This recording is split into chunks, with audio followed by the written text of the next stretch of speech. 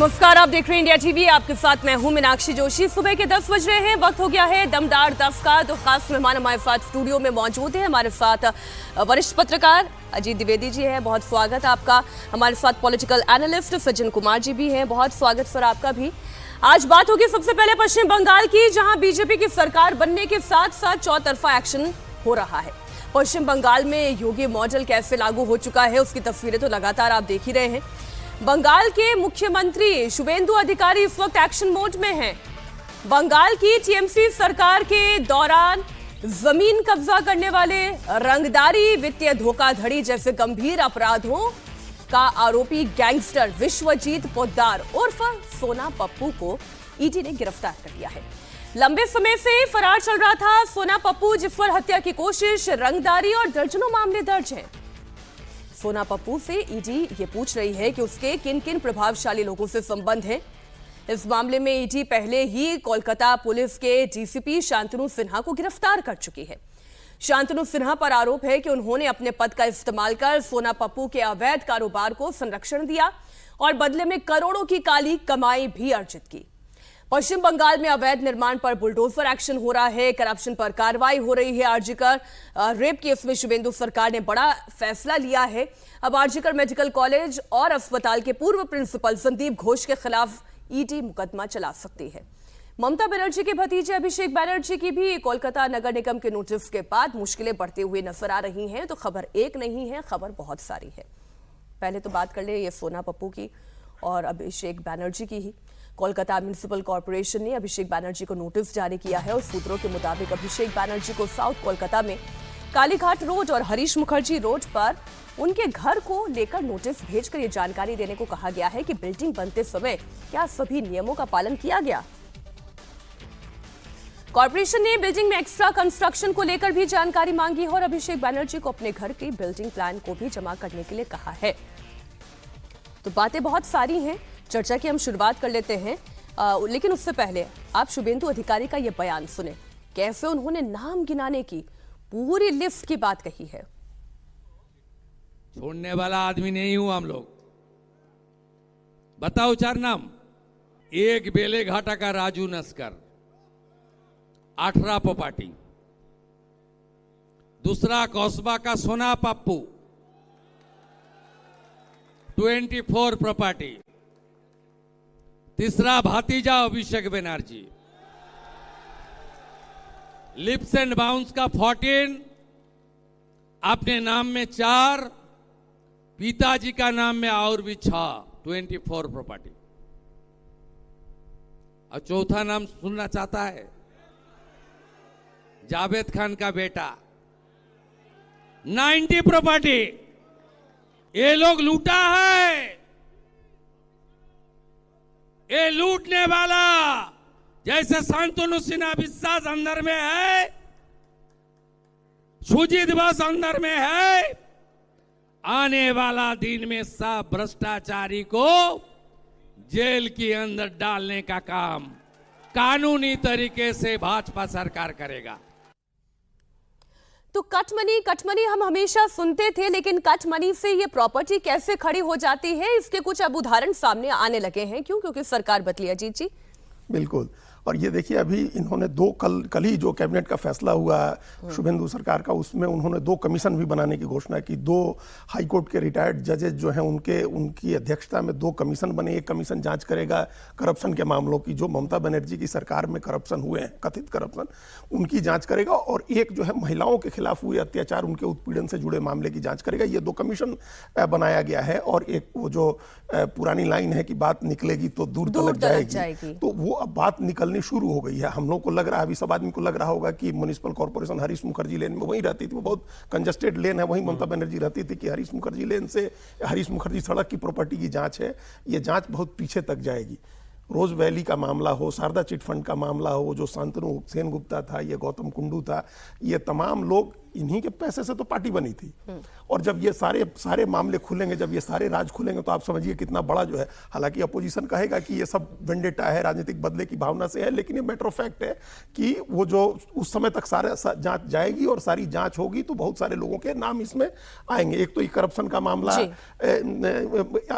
इतनी आसानी से नहीं है कि ये 24 प्रॉपर्टी या 30 प्रॉपर्टी का, ये विदेश में कितनी संपत्ति है, इनके अभिषेक बनर्जी के ससुराल वालों के खिलाफ कोयले की तस्करी का जो मामला चल रहा है, जो इनकी पत्नी के बाहर कंपनियां होने या बाहर की नागरिकता लेने का जो मामला है, इस तमाम तरह के, अभी तो हम लोग इसको कह सकते हैं ये कथित मामले हैं, लेकिन इन सब की जांच खुलेगी तो बड़ी मुश्किल होने वाली है अभिषेक बनर्जी के लिए। लेकिन ये जो सोना पप्पू किस्म के किरदार हैं, ये बताएं सचिन जी, ये काम कैसे करते हैं? ये इतनी प्रॉपर्टी कैसे खड़ी हो गई? ये फ्लोर्स कैसे खड़े हो गए, तैयार हो गए? देखिए, जो सिंडिकेट टर्म है बंगाल की पॉलिटिक्स में, जो टीएमसी के आने के बाद बहुत ज़्यादा प्रचलित हुआ, उसका क्या था कि सोना पप्पू जैसे लोग वो हैं जिन्हें आप बाकी राज्यों में भूमाफिया कहते हैं। अच्छा। लेकिन एक फ़र्क है, फ़र्क ये है कि ये भूमाफिया केवल वो नहीं है जो थोड़ा बहुत प्रभाव डाल के, थोड़ी बहुत रिश्वत दे के अपना काम चला ले। ये वो है जहाँ पे आप देखेंगे कि जो शासन था पार्टी के, ये पार्टी से प्रोटेक्टेड भूमाफिया थे। तो पार्टी का ही कल्चर था कि ऐसे लोगों को बताते थे। वहाँ पे अब किसी की जमीन आपको पसंद आ गई, किसी की प्रॉपर्टी पसंद आ गई, तो सवाल ही नहीं है कि आप नहीं देंगे। उसमें पुलिस जाके धमकी देगी कि अरे बेच लो, सेटल कर लो। ऐसा कई लोगों ने बताया। नहीं तो आपके खिलाफ रेप का, किसी और बहुत गंभीर आपके ऊपर आरोप लगेंगे, आपको जेल भेजा जाएगा, प्रताड़ित किया जाएगा, जो गुंडे हैं वो आपको करेंगे। उसके अलावा देखिए क्या होता था, आप मान लीजिए किसी भी तरीके से नहीं झुक रहे हैं तो आप वहां पे कंस्ट्रक्शन ही नहीं कर पाएंगे। हर किसी को पता है कि वहां पे अगर आप कंस्ट्रक्शन करना चाहते हैं तो आपको पार्टी की परमिशन लेनी पड़ेगी, और पार्टी के हर जगह लोकल एक मस्तान होते थे, उनसे लेना पड़ेगा। सीमेंट कहां से लेंगे, बालू कहां से लेंगे, लेबर कौन देगा, किस रेट में लेंगे, बिल्डिंग्स बना रहे हैं तो उसमें कलर कौन सा होगा, अगर वो हल्की नीली वाली कलर होगी, उसे जो कंपनी बताती है, लोग बताते हैं वो भी सिंडिकेट का ही है, वो बिल्कुल उसी शेड का है। आप कोलकाता जाइए तो हल्की नीली वाली। तो ये सिंडिकेट मतलब बिल्डिंग का जो कलर होगा उस कलर से पहचान हो जाएगी, फिर तो ये भी समझ में आता है। निश्चित तौर पे। तो ये पूरा का पूरा जो सिंडिकेट कल्चर था, उसने बंगाल में क्या किया था कि वहां पे दो ही क्लास के लोग थे, एक जो आतंक फैलाते थे और दूसरा जो उस आतंक को महसूस करता था। और ये पूरा का पूरा ये टेरर उस तरीके से फैलाने वाले जो लोग थे, उनकी एक सिंडिकेट है। और ये जो, जैसे अजीत जी ने बोला कि ये बहुत ही, ये तो अभी शुरुआत है, ये तो टिपिंग द आइसबर्ग जो कहते हैं जी। अभी पूरा का पूरा मामला ये है कि बंगाल की पैरेलल इकोनॉमी, जो लैंड ग्रैब हुए हैं, सुंदरबन से लेके आप पूरा बांग्लादेश के बॉर्डर वाले कृष्णा नगर तक चले जाएं, उसमें जमीन का मामला हो, वीरभूम में खनन का मामला हो, पूरे नेशनल हाईवे पे आप बैरिकेड लगा के वसूली हजारों ट्रकों से करते हैं। ये सिंडिकेट का कल्चर जो है, ये उसके ऊपर, और बीजेपी ने कोर्स करेक्शन किया है। 2019 में उन्हें मैंडेट मिला था, वो इसी करप्शन के खिलाफ भी था, गुंडागर्दी के अलावा। लेकिन तब आपने मुकुल रॉय जैसे लोगों को लाया, जो खुद ही माने जाते थे कि इस सिंडिकेट कल्चर से डिफेक्ट हुए हैं। अभी दिख रहा है कि एक नई शुरुआत है। अच्छा, पश्चिम बंगाल के मुख्यमंत्री शुवेंदु अधिकारी ने आरजी का रेप केस को लेकर एक बड़ा फैसला लिया। मेडिकल कॉलेज और अस्पताल के पूर्व प्रिंसिपल संदीप घोष के खिलाफ वित्तीय अनियमितता और मनी लॉन्ड्रिंग के मामले में ईडी को मुकदमे की आधिकारिक मंजूरी दे दी है। इस मंजूरी के मिलने के बाद अब ईडी पीएमएलए कानून के तहत अदालत में संदीप घोष के खिलाफ वित्तीय धोखाधड़ी और टेंडर घोटालों को लेकर कानूनी कार्रवाई शुरू कर सकेगी। 2 कमीशन आज कैबिनेट ने बना दिया। एक में चेयरमैन है एक्स जस्टिस विश्वजीत बासु और मेंबर सेक्रेटरी है करप्टेड पीपल का जम जयरामन साहब आईपीएस, जिन्होंने एसजीडीए घोटाला में आईपीएस को जेल की, आईएएस को जेल के अंदर दिया था। जयरामन साहब ही सब भ्रष्टाचारी को अंदर करने का काम करेगा। आरजीकर से लेकर कामदूनी पार्क स्ट्रीट से लेकर कौसबा लॉ कॉलेज से लेकर रामपुर हाट के शेड्यूल ट्राइब गर्ल चाइल्ड से लेकर बॉकटुइक में मुसलमान महिला से लेकर जितना भी मां, बेटी, बहन, दीदी के ऊपर अत्याचार हुआ, उसको कानूनी तरीके से शिकंजा कसने का काम करेगा। एक्स जस्टिस समाप्ति चटर्जी का कमेटी, जिनका मेंबर सेक्रेटरी है, आज कैबिनेट ने उनको जिम्मेदारी दिया है, आईपीएस दमोइनुद्दीन सेन। बंगाल में लॉ एंड ऑर्डर को दुरुस्त करने और क्राइम के साथ साथ करप्शन के खिलाफ शुभेंदु सरकार पूरे एक्शन में है। शुभेंदु अधिकारी ने दंगाइयों के खिलाफ कार्रवाई करने के लिए पुलिस को फ्री हैंड दिया है। हावड़ा में अवैध निर्माण कर बनाए जा रहे 5 मंजिला इमारत को धराशायी करने का भी काम शुरू हुआ है। सीएम शुभेंदु अधिकारी ने भ्रष्टाचारियों को चेतावनी देते हुए कहा कि बंगाल को लूटने वाले एक एक भ्रष्टाचारी को जेल भेजा जाएगा।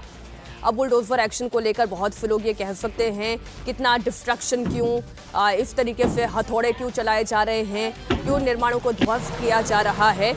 मैसेजिंग के लिए ये कितना इंपॉर्टेंट है अजीत जी? बिल्कुल, ये प्रतीकात्मक काम है, लेकिन इनसे बड़ा मैसेज जाता है। अभी पिछले सारे निर्माण आप नहीं तोड़ सकते हैं, क्योंकि सब जगह अवैध निर्माण हुए ही रहते हैं, और कोई भी किसी का आप बिल्डिंग प्लान ले लीजिए, वो फुल प्रूफ नहीं होता है। जो नगर पालिका से मंजूर है उससे इतर लोग निर्माण कराते ही कराते हैं, तो सब नहीं तोड़ सकते हैं। लेकिन कुछ आइडेंटिफाई करके तोड़ना, आगे के लिए एक इस पर रोक लग जाएगी। जो इस तरह के काम करते रहे हैं वो थ्रेटन फील करेंगे अपने को। जो बीजेपी के समर्थक हैं उनमें एक मैसेज जाएगा कि हमने जिस बात के लिए मैंडेट दिया उस मैंडेट के हिसाब से सरकार काम कर रही है। तो एक पॉलिटिकल मैसेजिंग भी है, एडमिनिस्ट्रेटिव मैसेजिंग भी है, लॉ एंड ऑर्डर की भी मैसेजिंग है। और ये जो दोनों आयोग की बात कर रहे थे अभी शुभेंदु अधिकारी, ये दोनों बहुत इंपॉर्टेंट है। देखिए, दुर्गापुर से लेकर के दुर्गापुर का रेप कांड देखिए, लॉ कॉलेज का देखिए, आरजी कर मेडिकल कॉलेज का देखिए, ये टर्निंग पॉइंट था ममता बनर्जी के खिलाफ। इन घटनाओं ने महिलाओं को टर्न किया था ममता बनर्जी के खिलाफ। तो उसमें एक मैसेज देना, और उसी से जुड़ी हुई बात है उसकी दिलीप घोष की, संदीप घोष की। हाँ, ये इतना पावरफुल व्यक्ति था कि इसके ट्रांसफर का ऑर्डर आज रिलीज होता था और वो ऑर्डर ट्रांसफर का हॉस्पिटल नहीं पहुंचता था, और 3 दिन के भीतर, 24 घंटे 72 घंटे के भीतर वो उस ट्रांसफर ऑर्डर को कैंसिल करा लेता था। मतलब इतना पावरफुल व्यक्ति था संदीप घोष के 3 बार ट्रांसफर हुए, और इस तरह की अनियमितताओं में ट्रांसफर हुए इसके, और इसके बावजूद वो जाता नहीं था कहीं। तो इनके माई बाप वही होंगे, ममता बनर्जी हैं, अभिषेक बनर्जी हैं। ऊपर से इन लोगों को ऐसा संरक्षण मिला हुआ था सत्ता का। तो ये अब इन सब लोगों का, जैसे उसके खिलाफ ईडी की जांच होगी तो और भी बहुत सारी चीजें खुल जाएंगी संदीप घोष के खिलाफ। और ये महिलाओं वाले मामले में कानून व्यवस्था का एक मैसेज होगा, बुलडोजर का एक्शन से भी लॉ एंड ऑर्डर का मैसेज होगा। तो ये पहले जो एक राजस्थान की ही कहावत है, बिल्ली पहली रात को मारी जाती है, तो अब ये जो उस कहावत के हिसाब से शुभेंदु अधिकारी को पहले 1 महीने में जो करना है तो करके एक मैसेज कर देना है, उससे उनकी सरकार के बारे में एक धारणा बन जाएगी। एग्रेसिव इसलिए वो दिखाई दे रहे हैं। अच्छा, पश्चिम बंगाल की फलता सीट पर भी आप जानते हैं मुख्यमंत्री शुभेंदु अधिकारी आज रोड शो करने जा रहे हैं। 21 तारीख को वहां पर विधानसभा चुनाव होना है। फलता विधानसभा में चुनावी हिंसा के बाद, आरोपों के बाद आयोग ने 29 अप्रैल को हुए मतदान को रद्द किया था और 21 मई को दोबारा मतदान की प्रक्रिया के लिए ऐलान भी किया था। चुनाव कैंपेनिंग के लिए आखिरी 48 घंटे बाकी हैं और इस बार के विधानसभा चुनाव में बीजेपी ने बंगाल में बम्पर जीत दर्ज की। फलता की लड़ाई शुभेंदु सरकार की इस मायने में सज्जन जी हम कह सकते हैं कि परीक्षा है, क्योंकि जानते हैं अभिषेक बनर्जी का हेंचमैन जहांगीर खान, फिर जहांगीर खान से जुड़े हुए एक व्यक्ति को तो गिरफ्तार भी किया गया कुछ मामलों को लेकर। अब फलता का जो भी रिजल्ट आता है वो एक बहुत बड़ा मैसेज होगा पूरे पश्चिम बंगाल में कि क्या वाकई में उस डायमंड हार्बर मॉडल को पूरी तरह से ध्वस्त किया जा सका है या नहीं। बिल्कुल, चूंकि वो फलता जो सीट है वो है भी सुंदरबन साउथ 24 परगना वाले जोन में, डायमंड हार्बर के ही उसमें अधिकार क्षेत्र में आता है। दूसरी बात देख लीजिए कि वहाँ पे जो जहांगीर खान हो, शौकत मुल्ला हो, संदेश खलीवाला, शेख शाहजहां हो, ये सब वो गुंडे थे जो पार्टी के साथ जुड़ के वहाँ पे गुंडागर्दी करते थे और चुनाव में पार्टी के लिए वोट लाते थे टेरराइज करके। फाल्टा की सीट पे आप देखिएगा डायमंड हार्बर मॉडल कोलैप्स तो कर ही चुका है। जिस तरीके से पूरी की पूरी साउथ 24 परगना में बीजेपी को जीत मिली, ऐसे सीटों पे जहां 40% प्लस मुस्लिम है वहां भी मिली। फाल्टा में तो तकरीबन 30% के करीब है।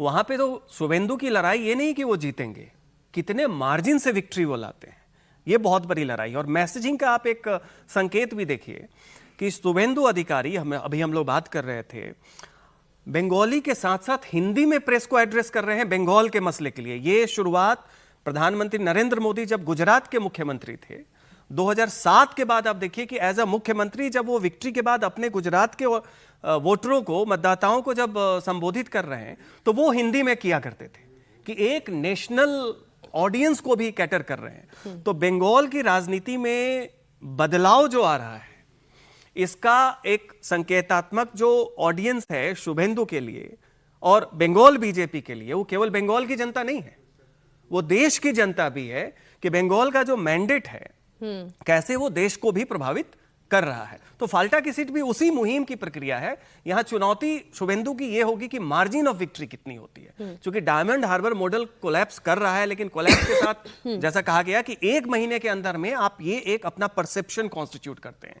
उसके बाद आप क्या करते हैं, जो रोजमर्रे की समस्या है, जो लोगों की समस्या है, उस पे ज्यादा ध्यान देते हैं। लेकिन एक परसेप्शन जो उत्तर प्रदेश से पश्चिम बंगाल गया और अब पश्चिम बंगाल से वापस उत्तर प्रदेश तक आ रहा है, वो मुसलमानों को लेकर सेंटिमेंट का है।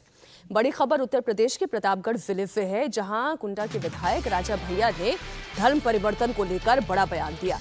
राजा भैया ने 2 टूक कहा कि आज जितने भी मुस्लिम दिखाई दे रहे हैं, ये सभी पूर्व में हिंदू थे। राजा भैया यही नहीं रुके, उन्होंने दबाव और प्रलोभन में धर्म बदलने वालों को कायर और लालची कह दिया। उन्होंने कहा कि हम सभी धार्मिक पूर्वजों की संतान हैं। और जितना आज मुस्लिम हैं, ये सब पहले हिंदुए रहे, ये कौनो अरब से वहां से नहीं आए हैं। जो आस्था विहीन थे, जो कायर थे, जो लोभी थे, लालची थे, जो निष्ठाहीन थे, वो लोग दबाव में आकर के, प्रलोभन में आकर के अपना धर्म परिवर्तन कर लिए। और जो धार्मिक थे, जो वीर थे, जो बलिदानी थे, हम सभी लोग उनकी संतानें हैं। ये बात देखिए नई नहीं है। संघ प्रमुख मोहन भागवत हो, वो भी ये कह चुके हैं कि जो भी भारत में रह रहा है वो हर व्यक्ति हिंदू है, वो हर व्यक्ति सनातनी है। लेकिन अब ये बात जो राजा भैया कह रहे हैं उसका 27 वाला उद्देश्य है। गलत तो नहीं कह रही हो? जी नहीं, बिल्कुल ठीक बात है, ये 27 का उद्देश्य है। लेकिन राजा भैया की एक खास बात है कि ये बातें पहले भी वो कहते रहे, विधानसभा में भी करते रहे, विधानसभा में भी कहते हैं, और जहां भी जाते हैं वो एक इस बात को कहने की जरूरत होती है थोड़ा सैद्धांतिक रूप से। जैसे ये आमतौर पर लोग कहते हैं कि मुसलमान बड़े बहादुर होते हैं, लड़ाकू होते हैं, हिंदू कमजोर होता है, कायर होता है। ये मुस्लिम नैरेटिव एक बनाया हुआ है। तो उस नैरेटिव को आप कैसे खंडन करेंगे? ये इन्होंने जो कहा कि जो आज हिंदू है वो बहादुर थे उसके पूर्वज, कि वो लोग और लालची नहीं थे, कि उन्होंने न तलवार के सामने सरेंडर किया, न किसी प्रलोभन के सामने सरेंडर किया। तो वो बहादुर लोग थे जिनकी संतानें आज हिंदू हैं अभी। और जो लोग किसी लालच में आए, किसी प्रलोभन में आए या तलवार से डर गए, उन्होंने धर्म परिवर्तन कर लिया। इसमें हम खाली सिर्फ एक चीज जोड़ना चाहिए, ये फैक्चुअली करेक्ट है, इसमें हिस्टोरिकली भी आप देखेंगे कुछ गलत नहीं है। इसमें सिर्फ एक चीज हम ऐड करना चाहेंगे कि प्रलोभन और भय के अलावा कुछ दूसरी चीजें भी थी। जो जैसे सबसे ज्यादा धर्म जो मुसलमान इस्लाम इस देश में प्रचारित हुआ वो सूफियों के द्वारा किया गया। समूचा कश्मीर, एक सूफी धर्म गुरु ने समूचे कश्मीर में धर्म परिवर्तन करा दिया। वो कैसे प्रभावित करता है अपनी धर्म की चीजों को बता करके, वो एक समझने की जरूरत है सूफियों के असर को। और हम खत्म कर रहे हैं एक बात अपनी कह दे, और उसी को एक बड़े हिस्टोरियन है जिन्होंने थ्योराइज किया इस बात को लेकर के कि सत्ता का जो केंद्र होता था, इस्लाम उससे दूर फैला है। सत्ता के केंद्र के आसपास अगर फैलता तो आप कहते सिर्फ कि भय से फैला है, जैसे दिल्ली के आसपास। सर मैं तो पूरा पॉलिटिकल आपको लेकर आना चाह रही थी, मैं भी जान रही हूँ हिस्ट्री क्या है। और हमारे दर्शक भी ये समझ रहे हैं कि बोलने के पीछे कारण क्या है, क्योंकि योगी आदित्यनाथ जो कह रहे हैं वो एक बयान में और सुना देती हूँ, फिर इस चर्चा में थोड़ा सा और मजा आएगा। इसलिए क्योंकि उत्तर प्रदेश में अगले साल चुनाव है, बीजेपी हिंदुत्व के रथ पर सवार है। बकरीद से ठीक पहले योगी आदित्यनाथ ने एक बार फिर क्लियर मैसेज दिया कि यूपी में सड़क पर नमाज पढ़ना मना है। अगर किसी ने ये काम किया तो उससे सख्ती से निपटा जाएगा, और सबको समझ लेना चाहिए कि यूपी में कानून का राज चलेगा। इससे लेकर ये बात जिसे समझ में नहीं आ रही है उसे समझाने का कानूनी तरीका भी उन्हें पता है। आप उनका बयान फिर सुने। लोग मुझसे पूछते हैं साहब आपके यहाँ यूपी में क्या सड़कों पे सचमुच नमाज नहीं होती? मैं कहता हूं कतई नहीं होती है, आप जाके देख लो, नहीं होती है। अरे सड़कें चलने के लिए है या कोई भी व्यक्ति आकर के चौराहे पे आके तमाशा बना देगा? क्या अधिकार है उसको सड़क रोकने का? आवागमन बाधित करने का कौन सा अधिकार है? जहां उसका स्थल होगा वहां जाके करें। उन लोगों ने मुझसे कहा साहब कैसे होगा, हमारी संख्या ज्यादा है। हमने कहा शिफ्ट में कर लो, तुम्हारे घर में रहने की जगह नहीं है तो भाई संख्या नियंत्रित कर लो, और नहीं है सामर्थ्य क्यों बेकार आगे संख्या बढ़ाई जा रहे हैं। और ये चाहिए आपको कि अगर आपको सिस्टम के साथ रहना है तो याद करना, हम उन नियम और कानून को मानना शुरू करें। कानून का राज होगा, कानून के राज को सबको समान रूप से लागू करेंगे। नमाज पढ़नी आवश्यक है, आप शिफ्ट में पढ़िए, हम उसको रोकेंगे नहीं, लेकिन सड़क पर नहीं। सड़क चलने के लिए एक आम नागरिक के, एक बीमार व्यक्ति के लिए, एक आम नागरिक के लिए, एक कामगार के लिए, एक कर्मचारी के लिए, एक सामान्य नागरिक के लिए, एक व्यापारी के लिए हम सड़क को बाधित नहीं करने देंगे। यूपी की 2-3 तस्वीरें और हैं, अब क्योंकि समय मेरे पास कम है, उसमें से एक तस्वीर की बात करें। एक तो अनअपोलोजेटिक हिंदू हैं, योगी आदित्यनाथ हो, राजा भैया हो, ये इसमें कोई कहने की आवश्यकता नहीं है। लेकिन दूसरी तरफ वाला वो जो सेंटिमेंट दिखा रहे हैं, क्या उसके पीछे प्योर पॉलिटिक्स है? क्या 27 की वो चुनावी लड़ाई है जहां से वो एक पोलराइजेशन करना चाह रहे हैं? देखिए, बिल्कुल 27 की लड़ाई है और नैरेटिव की लड़ाई। अभी तक क्या कहा जाता था? चुनाव के पहले जो बहुजन का विमर्श था कि भाई मुस्लिम कौन है, वो दलित और पिछड़े जो ब्राह्मणों के अत्याचार से छुटकारा पाने के लिए मुसलमान बन गए, तो हम सब भाई भाई हैं, तो बहुजन का डिस्कोर्स आया। सवाल है कि अगर यही होता तो सबसे ज्यादा मुस्लिम संख्या तो यूपी में होना चाहिए था, पंजाब और बंगाल में नहीं होना चाहिए था। दूसरी बात देखिए, अजगर से मजगर चरण सिंह के टाइम का आता था, अहिंदा सीधा रवैया करते हैं, तो वहां पे मुसलमानों को दलित पिछड़ा बहुजन के साथ जोड़ के जो एक कवायद है कि आप अपना आधार तैयार करें, यहां पे उल्टा हो रहा है। यहां पे हो रहा है कि हिंदू जो हैं उनके बीच में एक हिंदुत्व की आधारशिला तैयार हो, चुनावी तौर लेकिन पर इसमें अखिलेश यादव पीडीए वाली बात कर रहे हैं, बार बार पीडीए वाली बात कर रहे हैं। सुंदरकांड की वो तस्वीर आपने भी देखी, उसको दिखाना है, ये वो कोशिश कर रहे हैं कहीं से वो इन्फिल्ट्रेट कर जाए इस हिंदुत्व वाली लाइन को खंडित करते हैं। वो अभी भी इस नैरेटिव को समझ नहीं रहे हैं। ये नैरेटिव जो अभी चल रहा है, जो राजा भैया कह रहे हैं या जो योगी आदित्यनाथ ने कहा इतने स्पष्ट शब्दों में कि आप अपनी आबादी बढ़ाना कम करिए, आपकी आबादी ज्यादा है, सामर्थ्य नहीं है, क्यों आबादी बढ़ा रहे हैं। तो इस तरह का मुसलमान को टारगेट करके और जो 80-20 की राजनीति बनानी है, इस नैरेटिव को समझ नहीं रहे। अभी भी वो पुराने ही उस डरे पर चल रहे हैं कि पहले जैसे होता था कास्ट के आधार पर हम कुछ अलग कर लेंगे, ये फॉरवर्ड है, वो मजबूत दबंग जाति के हैं, वो ब्राह्मण है, वो राजपूत हैं, इस आधार पर हम कास्ट का डिवीजन कर लेंगे। जो अन्य पिछड़ी जातियां हैं उनको भी हम यादव के साथ जोड़ लेंगे, कुछ दलित जोड़ लेंगे, मुसलमान हमारे साथ हैं, हम चुनाव जीत जाएंगे। तो इस नैरेटिव को समझ नहीं रहे। ये नैरेटिव तो 80% को एक मंच पर ले आने का है ना, उसको व्यापक रूप से एकजुट कर देने का है नैरेटिव। जब वो 80% जो है, उस 80% का 60% भी बीजेपी को वोट दे देगा तो उनके लिए कहां पीडीए की कोई गुंजाइश बचती है। और वो तमाम लोग जो नैरेटिव बनाने की कोशिश करते थे कि भाई मुख्यमंत्री और उप मुख्यमंत्री के बीच में भी कोई सामंजस्य नहीं है, तो तस्वीर उसकी भी आ गई। सुंदरकांड का पाठ हुआ, ब्रिजेश पाठक ने आयोजन किया और मुख्यमंत्री भी वहां पर पहुंचे।